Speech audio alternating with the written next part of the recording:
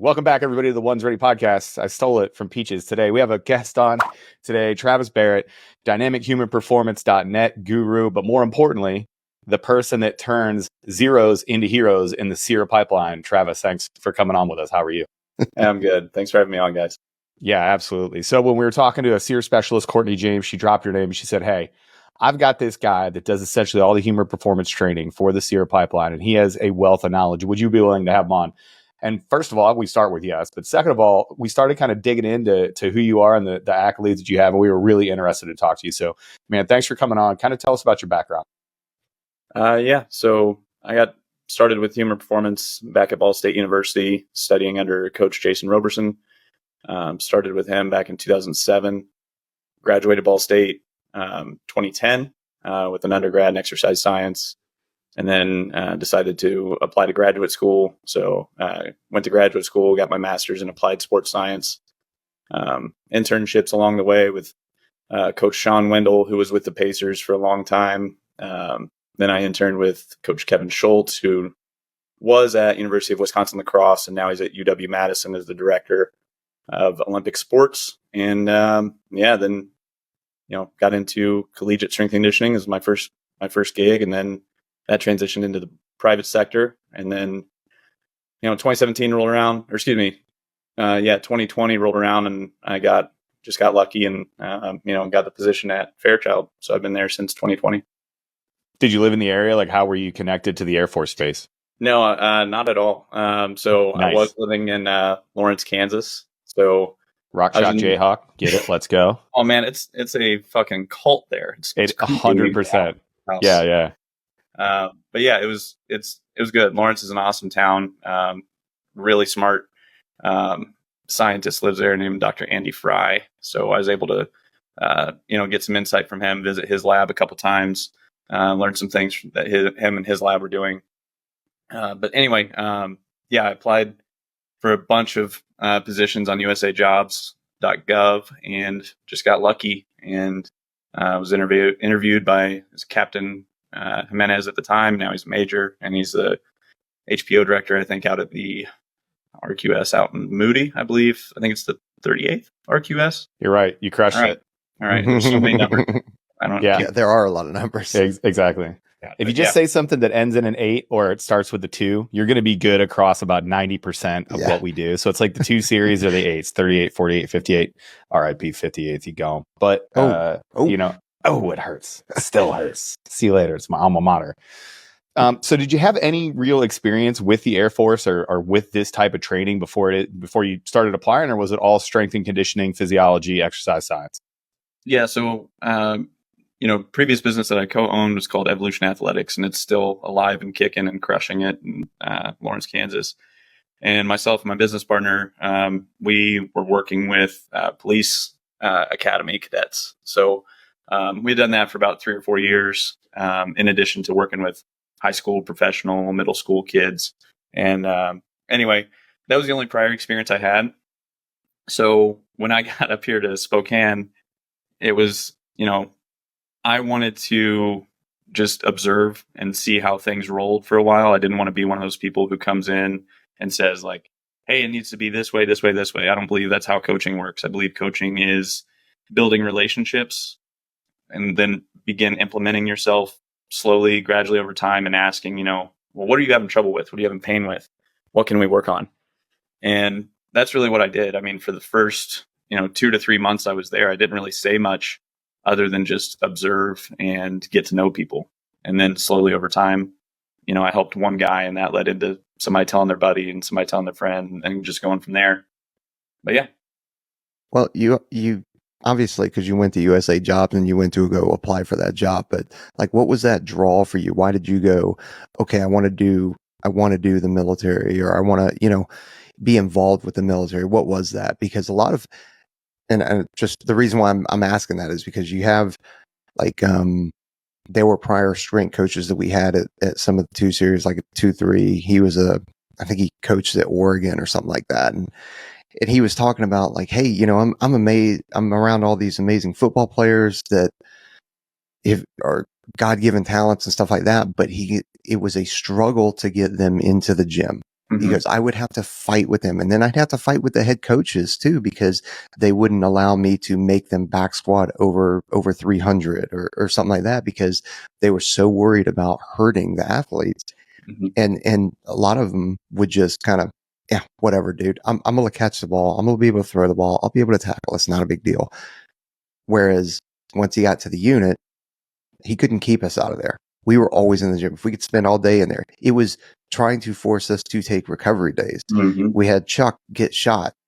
I think it was an in and out in like 2 different places, or maybe he got shot twice. I don't remember what exactly it was, but I mean, he was in the gym 2 weeks later getting it.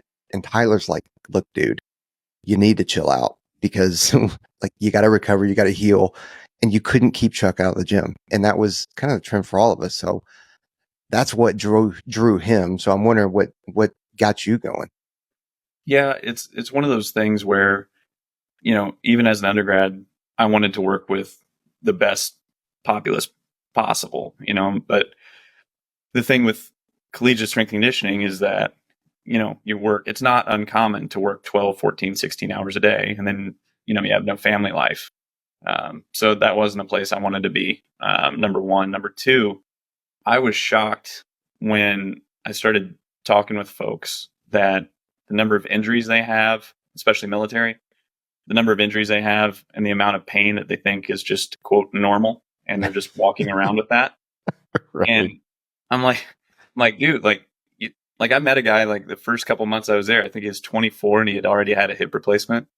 Oh, tight. And I was like, dude, and then there was another guy who shattered his ankle on a jump. And I was like, oh shit, I've been here not even 6 months. And this is the kind of stuff I'm getting into. Great.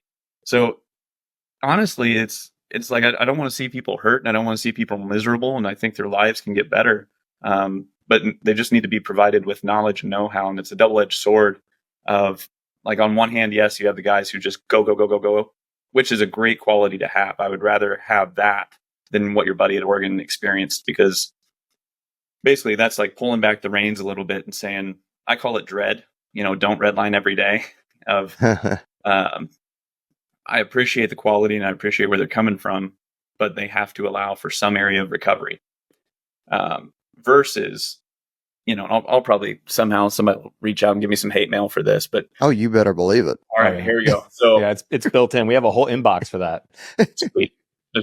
So this one, I believe, at the highest level of collegiate sport, and you could argue professional sport to a degree, it's not that challenging from a strength and conditioning standpoint, because you have freak show athletes who are going to perform.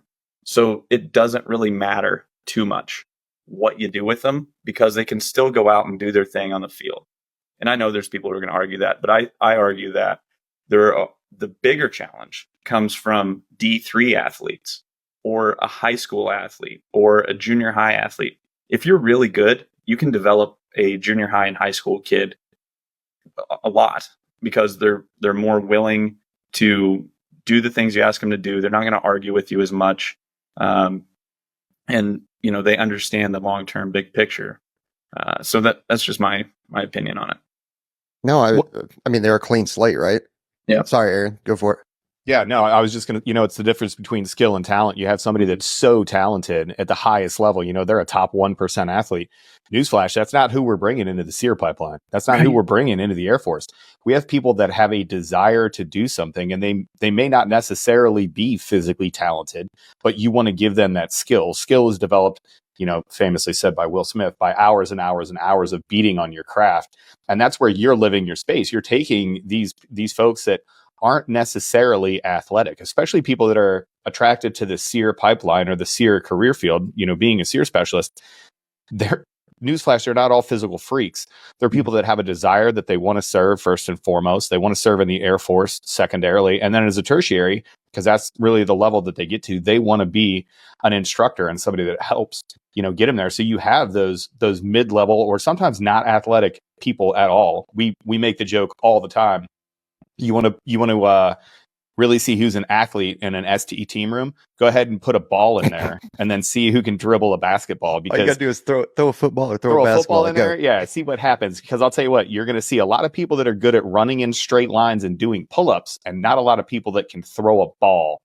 What, looking at that, those kind of like populations of athletes, right? Because you cut your teeth with physical specimens and high level athletes in athletics, and then kind of moved into that first responder, working with the academy, and then finally moving into the AFSPEC war space and working with SERE. There had to be some similarities between those three. What are your baseline similarities that you saw between all those populations?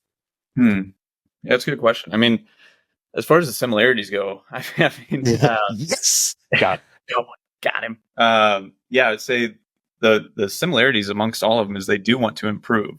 They just don't know how to go about it.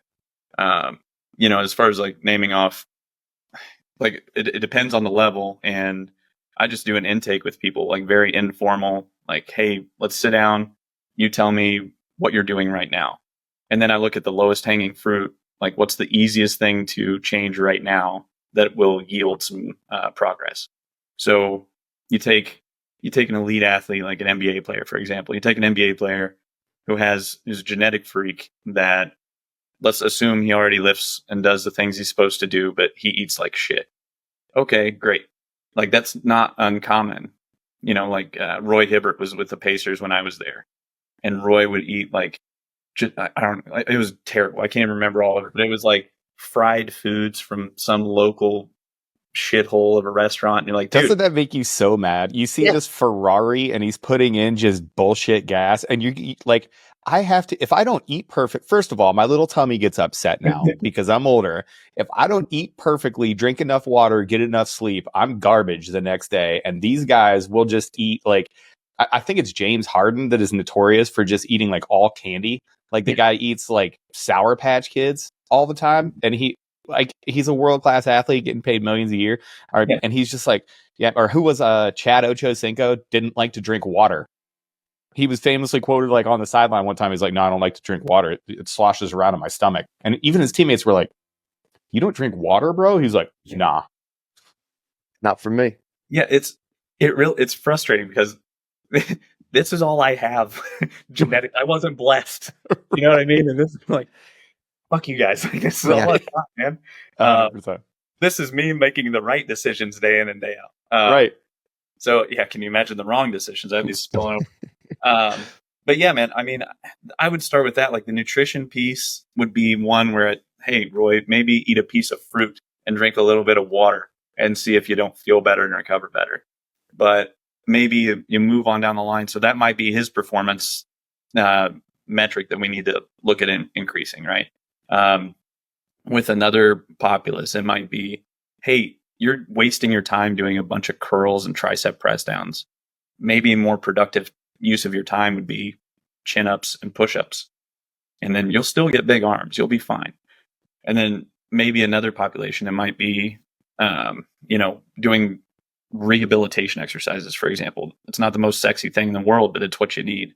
So all of them have that underlying desire to get better. They just need to know, well, what do I need to do? So it comes down to education in that regard, as far as I'm concerned. Got it. So you get to this, to the SERE school up in Spokane, you start kind of orienting yourself to the military space and figuring out how to actually just live in the culture, which I'm sure was a shock to you. I'm sure you looked at some things, you're like, why are these guys sewing all the time? Why are they stealing each other's guidons? Like, why do the PJs worship a little idol thing? That seems weird. As you immerse yourself into the culture and you start getting your feet underneath you, I'm sure that you started noticing some things that the students were doing that were not helping them out. Like you had to get them to think, hey, I want you to focus on durability and not redlining every day. So you don't dread. You don't need to do CrossFit exercises until you puke 2 times a day in order to be fit. What were some of those first warning signals you saw where you're like, oh, hold on, I think we can train smarter? Oh man, I actually, so I told you, I basically shut up for like 2 months. I carried around a little black notepad, and that thing is filled out with stuff I saw that I was like, holy shit, we need to work on this. Nice. So when that conversation, I finally sat down with Cadre and I was like, all right, this next class, are you guys good if I take them 2 days a week? You guys get the other 3. And then that gradually became, as I earned that trust, that 2 turned into 3, turned into 4, turned into, now it's pretty spotty when the cadre are running things, which is fine. We have pretty good relationships as far as that goes. So, so yeah, I mean, that's the way I kind of worked it. But we started with, hey, let's learn perfect technique and patterning. We don't even need to worry about load on the bar. We need to see, can you perform the movements that are fundamental human movements, such as squatting, deadlifting, vertical pushing, vertical pulling, horizontal pushing, which we don't do because they're already getting smoked all the time for different shit, and they're doing 500 push-ups a day. We'll do a ton of horizontal pulling and carrying. So basically, we'll take those fundamental movement patterns and we'll split it up amongst the week.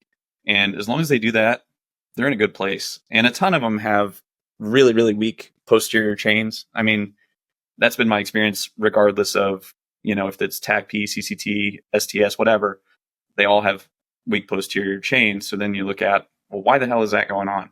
Well, likely they've got a heavy ass ruck on their back. They're being flexed forward with their upper body. So then the front side's shortening, the back side's lengthening. They're really weak due to that because they just have to do the job, So pretty much I go in and strengthen the posterior chains on folks, help them move better, and then they feel better so I can keep people out of the physical therapist's office, and then they can train harder, recover more, and all that stuff. So that's really the gist of everything as far as the basic outline mechanics of it.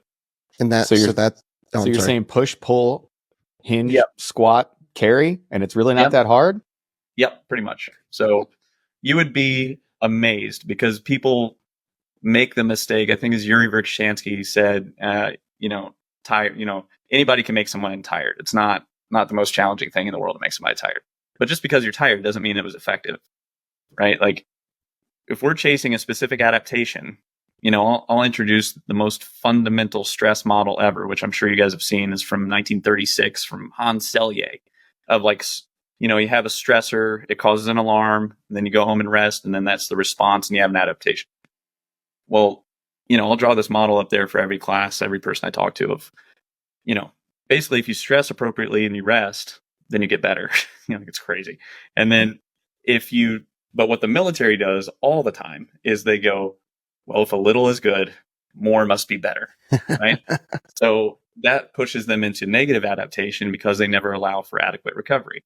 So then once we get the patterns down and the movements and the template, then we can start playing with stuff like, okay, well, let's introduce like prehab rehab exercises. Let's talk about breathing mechanics, because we'll do 10 to 15 minutes of Wim Hof style breathing with the lights turned off. And I got some weird ass looks when I first got there, and I was turning the lights off, having these dudes lay down and breathe and shit. But I'm here for it. Let's go, baby. Sounds like my kind of training session. Well, yeah. The big thing is, from a neural standpoint, if you think about how tuned up guys are all the time, where they're stressed to the absolute max, their eyes are popped out of their head. They know they have eyes on them. They don't know who's who walking around. That's stressful. But a lot of times, no, they've never had anybody have the conversation with them about, hey, let's focus on how to bring that down. Let's focus on how to manage that. So even the music is orchestrated in our weight room as far as when we're lifting heavy, we're going to turn on Metallica and AC/DC and gangster rap and all that stuff. But when the session ends, we're going to turn on Incubus, bring everything down, try to slow things down. So all of it's coordinated and implemented well as far as, here's what we're trying to accomplish. We want to stress for a controlled time, and then we want to rest. So, I mean, that's right along that whole zone 2 kind of thing, is instead of spending 90% of your time just absolutely crushing yourself, spend 90% of your time doing zone 2, and the other 10% is where you really just push it, Yeah. We did some intervals. I don't know if that 90% is right or not. I'm just I'm just throwing numbers out there. Yeah, baby. I'm just throwing numbers. Correct me. Nobody. No, but I mean, you're correct as far as, because I did some intervals the other day with the fire department, the fire academy, and we had 18 students, and they were on 20 seconds of all out work, 10 seconds of rest, and it was nonstop. But when we were done, I said, hey, by the way, we've only worked for 6 total minutes of work time. And you're but done. That 6 minutes sucked. So the same thing, like I think you're correct, is it's, work your ass off, but then also be able and know how to bring it down and rest. But Tabata is such a 20 seconds on, 10 seconds off. It's such just, you're like, yeah, well, it's 20 seconds. Like whatever. Well, I tell you what, by round for me, if I'm doing like assault bike calories, I was going to say, get on that Echo bike. Get on that Echo bike. Tell me how long 20 seconds is. Well, you know what? If I only have like 2 hours left to live, I want to spend it doing Tabata on the assault bike because that's going to be the longest 2 hours that I've ever experienced. That's so good. Bad. So bad. There's one that we do. I mean, like, there's some cadre that have come up with way more heinous stuff than I could ever dream up. But the one thing that we'll do with the students is we'll do called winner gets out. So we'll just take all these assault bikes and line them up in a circle. And it allows us to kind of do a couple things. Number one, ensure that everybody's working hard. But number two, expose the gray men. You know, if you've got a guy who's like never wins anything, but he suddenly wins at this. So what it is, we turn it on for 10 seconds and we go. The absolute mental games you're playing right here. I love it. Oh man. So like you'll have guys where, you know, like you guys mentioned, like the athletic differences I see in the SERE community, you know, like there are some guys who are freak shows. We've had professional athletes come through that played in the NFL. And then, you know, we have as young as 17 is what I've seen. And then we have, I think right now we've got a guy who's like 41. So there's this huge range of like biological age, training age, all this stuff. But there are some freak shows that walk around there that are amazing athletes. So this winner gets out thing, we'll go 10 seconds on. The person with the highest wattage gets out of the game. So then everybody else stays in. So now it's, well, I just shot everything I had at this. Now what do I do? You know, when do I go? And that sounds pretty bad. I'm glad I'm not part of that. But if I'm invited, I'll definitely dive in. Yeah, exactly. And I tell you what, I'm not going to do well if the winner gets out, especially if it's assault bike. That is a tall person's movement. Yeah, it is. Yeah, there's only so far I can power through those reaches. But assault bike and the rower. You were just like a little piston, like ding, ding, ding, ding, ding, ding, ding, on the rower. Like, let's find something else, homie.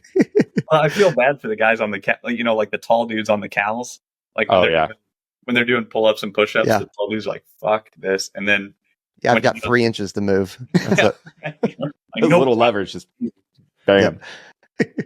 So real quick, just because you mentioned it, the posterior chain and how. So are you, the folks that are coming in, the kind of new folks, are you seeing that they are have a weaker posterior chain?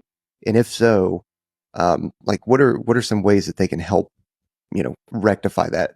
Although I know that we're working with developers and that kind of stuff, so they are helping with that. But for the folks that maybe don't get to see a developer or haven't gotten the chance to, like, what are some movements that they can do to help kind of strengthen that posterior chain?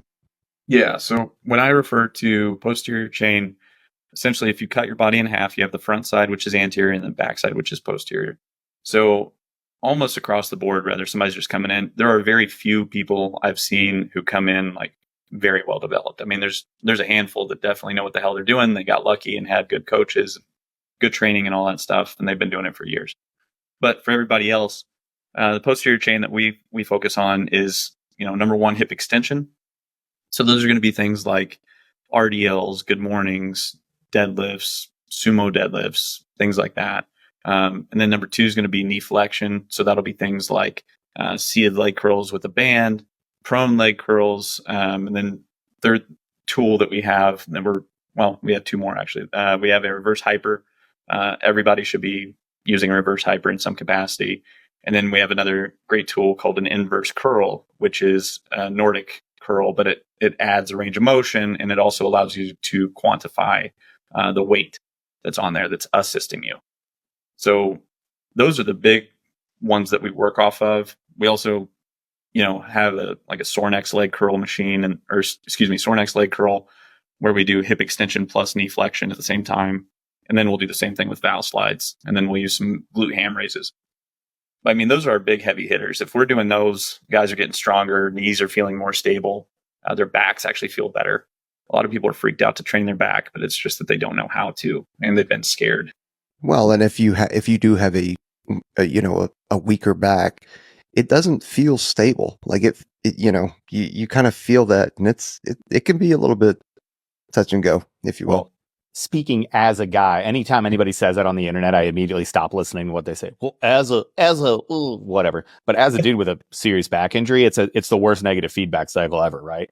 Like you don't want to train your posterior chain and your hamstrings because your back gets sore for a couple of days afterwards. Well, then you don't do that, and then your back is sore all the time because you're not strengthening your back or actually like flexing through your back. Like, watching, Taylor Starch talk about flexion in the spine and having some of these other, you look at the exercises he's doing and you're like, bro, that looks crazy. And he's like, yeah, do it for 2 weeks and your back will never hurt again. And then lo and behold, you do it.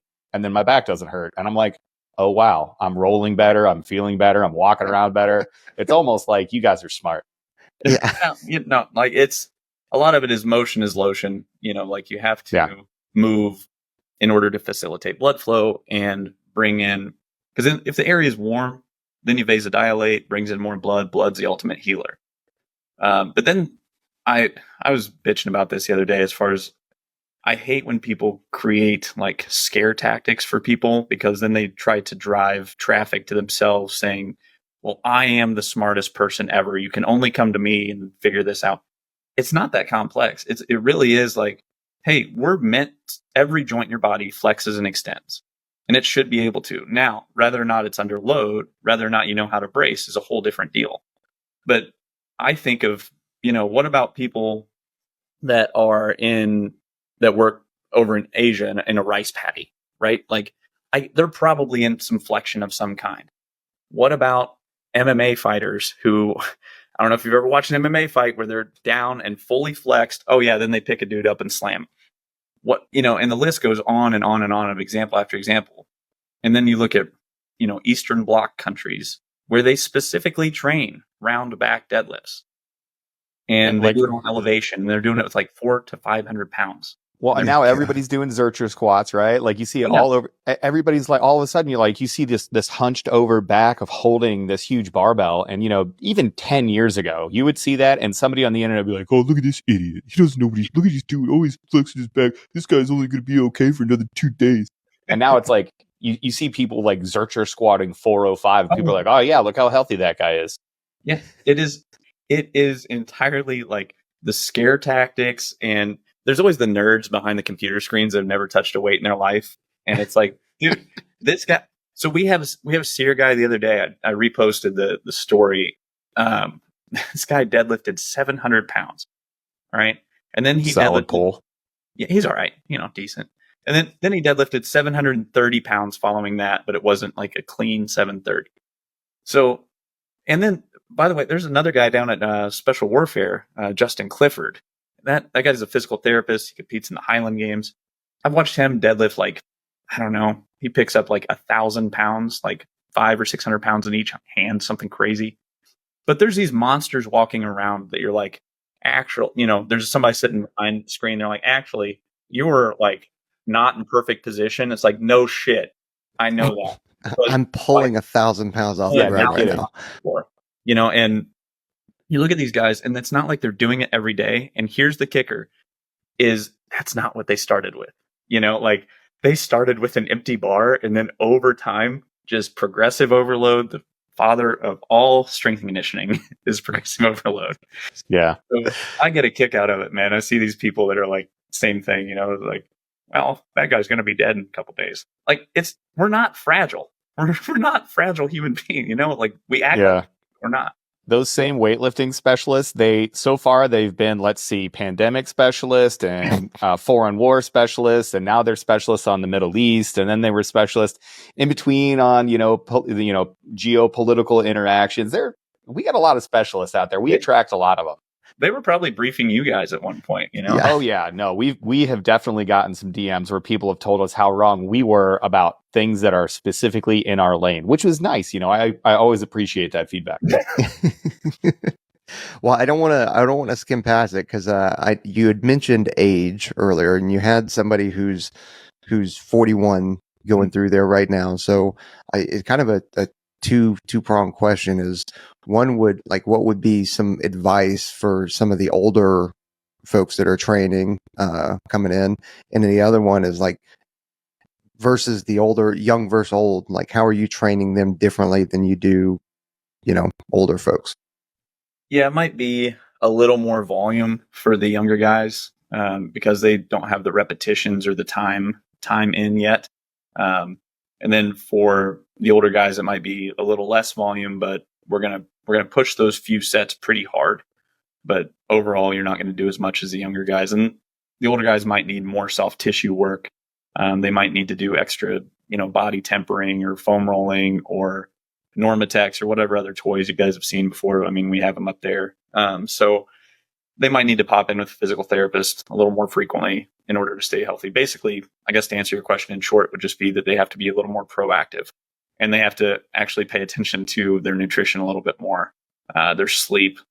I mean, there's young guys where I know for a fact they've come in hungover and they can still put out. And it's like, that's not the smartest thing in the world, but I really can't say anything to you because you're crushing it. So, and then the older guys, I mean, if they try to do that, they're going to be like, oh, fuck, I feel like shit for 2 or 3 days,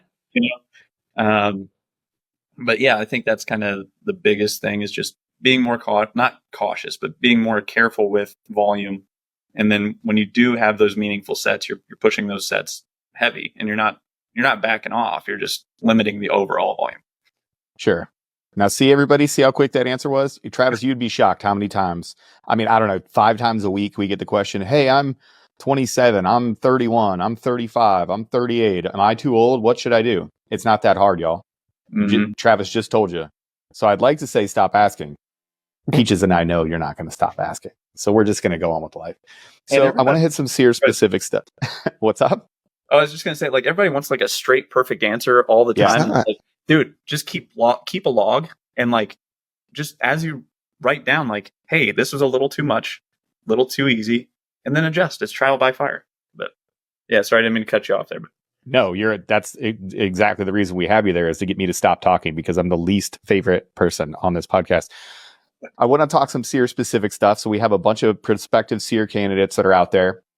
We know that there are main food groups that you should be training. So we brought the SWIC folks on. They put out a great pre-session BMT workout program that leads you up to that IFT range, and it works great for SERE, EOD, and the ASPEC work career fields. We've had the SWIC coaches on to lead you through the development program. We're going to get a couple of developers on, so we're excited about that. But if you were going to give advice to candidates SERE specific, what are some things that you would put out, even easy stuff, like something that the SWIC coaches put out for us is, just spending time on feet. They're seeing a lot of the candidates that are coming in just don't really spend that much time on their feet comparatively to generation past. So if you had to lay out some basic food groups for how a SERE candidate would train, from the development program all the way in, what are some little golden nuggets you throw in there? Yeah, I mean, the nice part is I've got, there's 2 T3I coaches that are with me at Fairchild. So they help a ton, so if you're wanting to talk to some developers, they would be some guys to get in touch with. Heck yeah, send it. But yeah, so we're in the process of trying to get some developers down in Texas right now for when they do finish up. If there is a gap between BMT and when they go through the selection course, there would be a developer there. And then once they graduate SERE down at Stock, then it would be, hey, there's a developer with you if there's a gap time before you get up to Fairchild. But in general, I would say a lot of it is going to be make sure you're pushing your capacity. So, and what I mean by that, I know that's super general, but it's going to be one of those things of your zone 2 stuff it better not just be this big. It better be pushed high. So at a bare minimum for like general health purposes, we're looking at zone 2 of like 150 minutes a week. So if you're trying to get into this course and you're trying to do well, it better be well above that. So, and then same thing with, zone 5, like their ability to do repeat intervals better be high as well. So just getting out on a track and doing their running, practicing their skill specific as far as rucking goes is going to be huge. Those are going to be the big ones because we have a swim that they have to pass, but it's not a huge part of what we do. So I don't deal with the swim because I don't know anything about swimming. So I hand it off to somebody who's smarter than me and say, hey, you guys take care of the swimming. But yeah, I would say confidence in the water, the rucking, and then their ability to go for a long time. So, okay. So, and then rucking specific, we're focusing more from what I'm hearing is we're focusing more on the amount of time that you can spend doing that. You're not going to go super fast. So what's a good ruck progression in your opinion?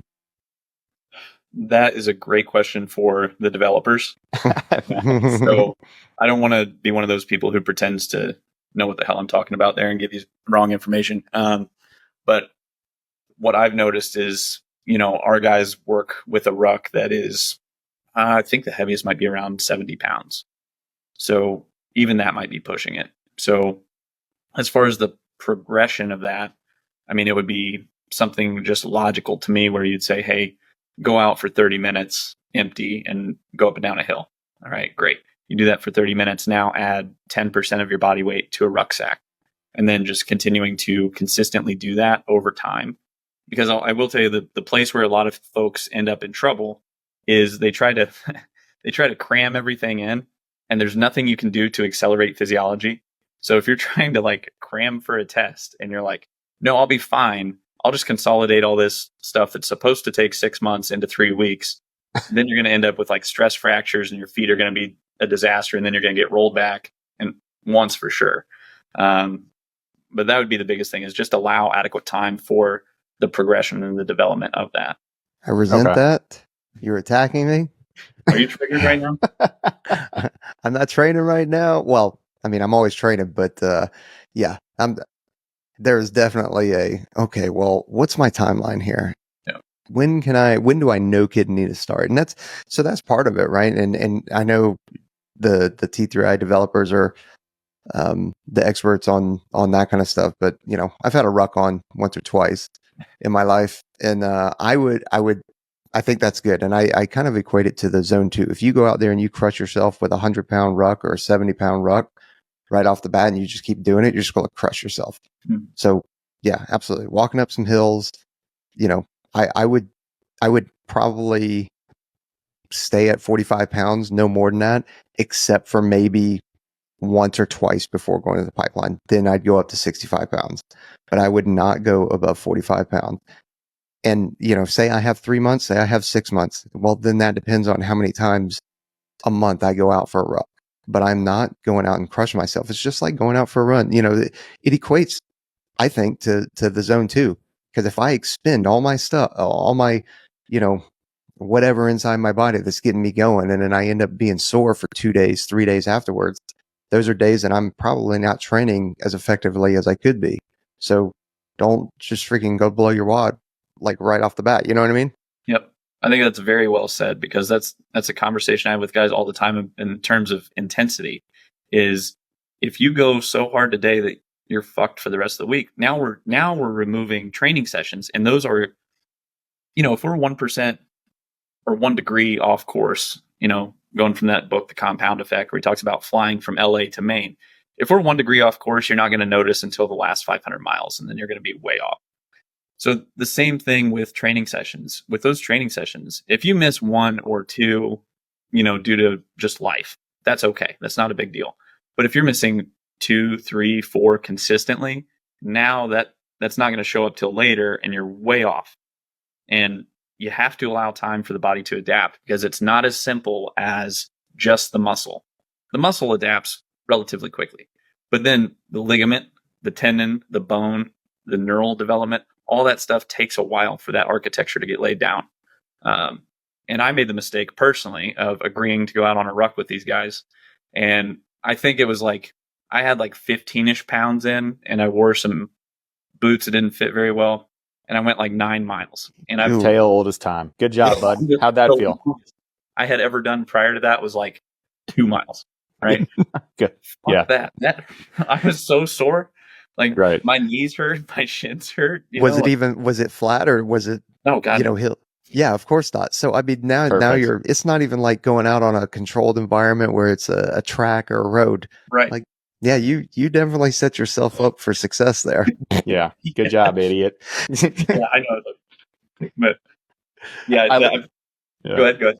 the worst part had to be hearing your own words in your head as you're sore the next day. You're just like, oh I know better than this, and here I am.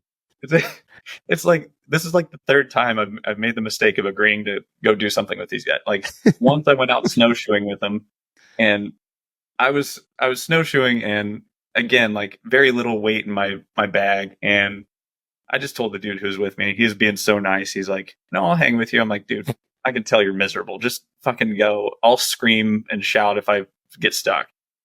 And I was out there, I like fell over, tripped over my snowshoes and all that stuff. And that I'll never snowshoe again. Like, screw it. But yeah, it really is like the practicing the specificity of the movement. And then once you have the specificity and practice in of the movements, then you can begin to add the work capacity, and finally will be the load. But a lot of guys especially fuck this up, where they're just like, I want to see how much I can put in my rucksack, or I want to see how much weight I can put on the bar. And that doesn't allow you time for the repetitions necessary to get good at whatever it is you're practicing. Well, that's one of the downfalls of social media, right? It's cool to see. Like, I'm guilty of it too. I enjoy seeing feats of strength and the capability of humans and stuff like that. And that's what draws views. That's what draws clicks and all that kind of stuff. But nobody sees the failures. Nobody sees the train up. Nobody sees the empty bar, like you talked about. All they're seeing is the end result, and it's badass. But man, they're not training like that constantly. Right. Go ahead. No. I have a follow-up question, but go for it.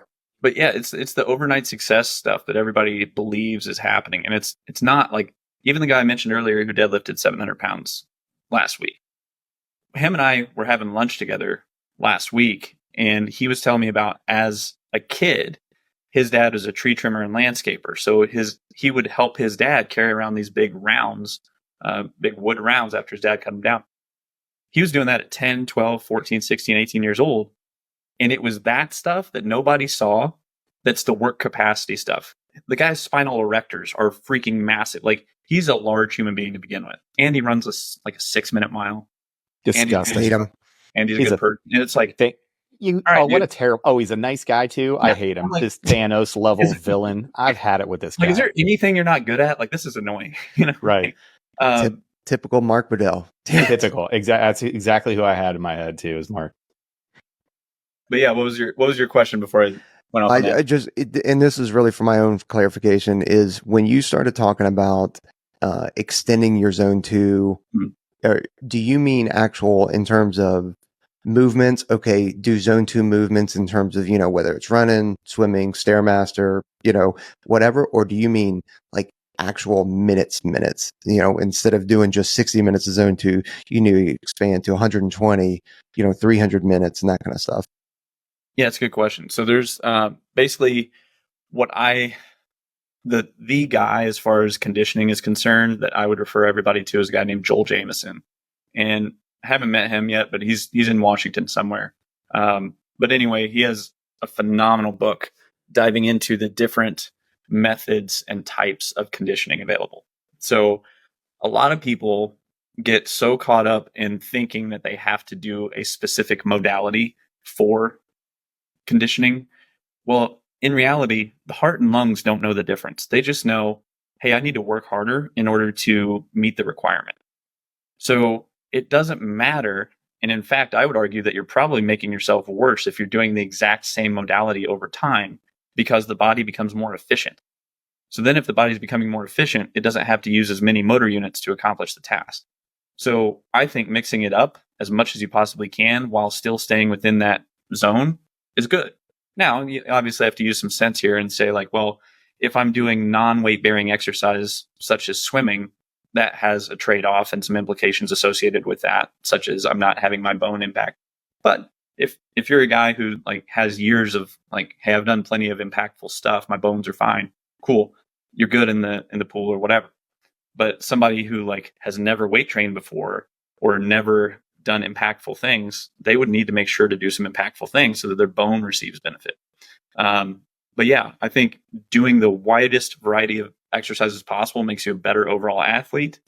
And that is going to force your body to coordinate both as a system and with the muscles specifically nearby to accomplish the task. Well, because not, we have folks that live, our demographics 15 to 35 people that want to become Aspect War, SERE, the whole range, right? But we have people around the US that are, some are in LA, New York, Vegas, whatever, that have easy access to pools, have easy access to gyms and that kind of stuff. But then you also have folks in rural parts that, they're 4 hours from the nearest pool or whatever. So, and I know you're not a swim coach, but like, what are some regimes or some things that they can kind of get after when they don't have, a reverse hyper and that kind of stuff to try and get themselves ready or just healthier? Right. Yeah. I think it's a matter of being creative and looking around at what you got. So if you're a farm boy living in Nebraska, great. There's a reason why football teams go to Nebraska to recruit, linemen, because those dudes throw hay all day and they carry buckets of water and they do all that stuff. So being resourceful with what you have. There's other guys on the East Coast that I've talked to that are like from Connecticut and Delaware, and it's cold and miserable out there. So they know, depending on which pipeline they're wanting to go through, it's going to be cold and miserable. So I better get acclimated right now to this area. So they're going to go do their training outside because in order to get prepared for it. Whereas some guys we've had that are from the city of Miami, right? Like they're in Miami. They're like, weather's nice. They get up here and they're like, oh my God, it's cold as shit. Imagine going from Miami to Spokane on purpose. Ooh. Oh man, you chose that. But there's some guys who will they need to acclimate themselves to the stress. So when you look at it and you see like, all right, well, stateside, we have the luxury of having things being nice and calibrated. We have the luxury of temperature controlled environments.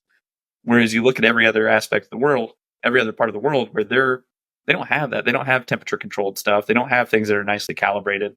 There's a reason why, like, our athletes here, like they get annoyed by it, I'm sure. And there's some who love it, but we do a day that is specifically called Farm Strong. And what we do is we drag out, other than like a black flag warning, we're going to be outside. Or if it's like, -10 or something crazy, but we're going to be outside with sandbags, trap bars, sleds, all of it. And it's meant to be the most inconvenient, biggest pain in the ass day we have.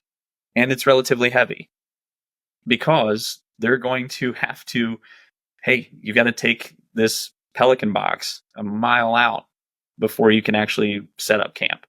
So it actually prepares them, even though they hate it. But, that's one aspect of something we'll do as far as getting them acclimated to the environment and just using what they've got.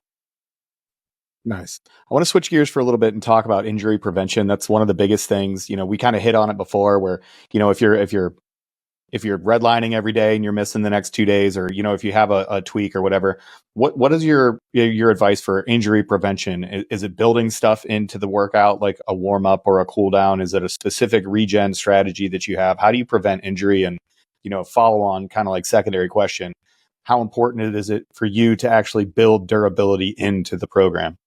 Yep. Let me do what every nerd does who goes, well, actually you can't prevent injuries. Yeah. Go ahead. Good. I love being wrong. Yeah. No, but there's truly nothing we can absolutely do. So I'll just say that obviously, but we can mitigate the risk as much as we possibly can. So in order to mitigate the risk, we're going to do things like, hey, we're going to strengthen the hamstrings as much as possible. We're going to do plenty of torso development, low back work, glute work, stuff that's not the most exciting, stuff that doesn't receive the most attention. We're going to do all that that's kind of built into the program. And that will also enhance the durability aspect as well. But then as far as what you can do after that is going to be taking your recovery very seriously, hydrating appropriately, nutrition, and then the biggest thing is sleep. That's the only time where the body truly heals itself. That's where you have the biggest drops, the biggest increases in growth hormone. So that's where all the magic happens, is when you're sleeping. So I would encourage people to get into good sleep hygiene. So doing things like zinc, magnesium, B6, like a ZMA supplement is going to be great. Melatonin, probably not so much unless you absolutely need it. And then in other prescriptions that help you sleep only as needed, prescribed by a doctor, whatever. But a lot of it's going to be that we can do in the gym is going to be body tempering, Normatex, various vibration stuff. There's all sorts of things out there that people will swear up and down works. And I don't even bother arguing with people about whether I think it does or it doesn't. The most important thing in the world is the placebo effect. So if they believe that it works, it works. I'm not going to argue with a guy who's like, hey man, I put this vibrating thing on my shoulder and my shoulder works better. All right, there's no research to support that, but if you swear it does, it does. So a lot of it just comes down to doing all this really small stuff. Like we do something from Cal Dietz called the Spring Ankle Series. And that is a very specific positioning thing to reinforce durability of the ankle and calf Achilles complex. It's not the most exciting thing in the world. You get in very specific positions and you hold for 60 seconds. And then once you've earned that, okay, great. Now you move positions. And then once you get through bilaterally, now we move to a unilateral position and repeat. And if you were to walk in, you'd be like, what the hell are these guys doing? What are these idiots doing? I mean, there's stuff like that, like a lot of things. Because I think, one of you guys mentioned it earlier about you throw a ball in and nobody knows how to move, right? Well, if you're only going up and down and you're doing push-ups, pull-ups, you're getting in a very specific plane of motion. And the architecture that's laid down from a physiological standpoint, because it's been exposed to that stress, well, what are we talking about as far as like overuse issues? How's that affecting the lines of pull, the angles of pull? How's that affecting the ligament and tendon? So that's why we rotate exercises the way we do, is to expose the body to different lines and angles of pull and stressors. Yeah, totally makes sense. Man, I want to say thanks. I want to talk about dynamic human performance for a little bit. You also can't get enough of fitness. So it's not only, your primary, but it looks like your secondary life as well. So talk about dynamic human performance and what you're doing with DHP. Yeah, man, I just don't have a life. That's all there's to it. DHP, dynamic human performance, is just, I work with a handful of folks in a one-on-one setting remotely. And then I have a free newsletter, I have a paid newsletter called Trim the Fat. It's just, hey, let's trim out all the unnecessary bullshit and just give you the most pertinent information you need to know that you can actually implement today. And then I have a little podcast that I haven't updated it in like a year, called Rep by Rep Strength. I need to do something with that. So I need to talk with you guys. Hey, but we got you, boo boo. Let's go.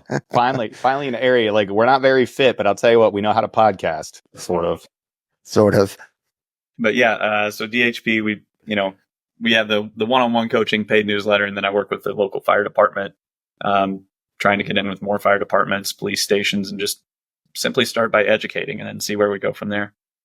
Nice. So everybody go check Travis out over at dynamichp.net. That's where you can find the newsletter. You can find the Rep by Rep podcast. You should go listen to that, and maybe we'll goad him into making some more podcasts, and maybe you have some other guests on there to talk about their experiences. But usually we end with advice. So, Travis, you've seen a huge range of people, from collegiate athletes to, potential fire and police academy graduates to, all the way up to the SERE specialists. And even inside of the SERE specialists, you see a huge range, from 17-year-old females to 41-year-old dudes, and everybody in between. So, you've seen it. You've seen hundreds, maybe thousands of SERE candidates at this point. So what would you give them for advice for somebody out there that's listening, just starting their journey? It doesn't have to be fitness related, but what advice would you give them in order to be successful going into the SERE specialist community? Yeah, I would say it starts with, I would just say being consistent, being humble, being a great listener is going to, do tremendous things for you. Genuinely, people can sense when you're being genuine, when you're not. So, if you want to get better at whatever it is you're doing, you should approach people who are smarter than you, people who've been there longer, done that, stand on the shoulders of giants. Don't waste your time trying to figure everything out on your own.